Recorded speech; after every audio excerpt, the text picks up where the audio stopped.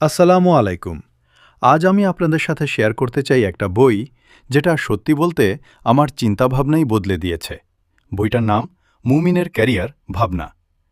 এই বইটা পড়ার পর ক্যারিয়ার নিয়ে আমার দৃষ্টিভঙ্গিটাই বদলে গেছে। ১৪৮ পৃষ্ঠার এই বইটার শুরুতেই লেখক খুব সুন্দর করে ব্যাখ্যা করেছেন আসলে ক্যারিয়ার বলতে আমরা কি বুঝি। এরপর তিনি আলোচনা করেছেন পুঁজিবাদ কি আর কিভাবে এটা ধীরে ধীরে আমাদের চিন্তাধারা বদলে দিয়েছে। এখানে ইসলামে রিজিকের ধারণা বস্তুগত আর অবস্তুগত দুইটাই খুব সহজভাবে বোঝানো হয়েছে। কোরআন আর হাদিসের আলোকে কিভাবে হালাল উপায়ে উপার্জন করা উচিত সেটাও এখানে সুন্দরভাবে তুলে ধরা হয়েছে। তবে সত্যি বলতে আমার কাছে বইটা সবচেয়ে গুরুত্বপূর্ণ একটা অধ্যায় মনে হয়েছে।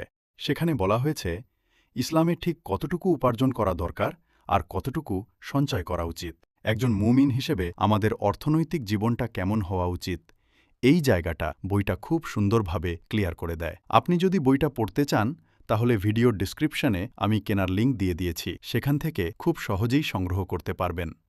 যারা ক্যারিয়ারকে ইসলামী দৃষ্টিভঙ্গি থেকে গড়তে চান তাদের জন্য এই বইটা সত্যিই অনেক উপকারী হবে। আজকের ভিডিও এখানেই শেষ করছি। আল্লাহ হাফেজ।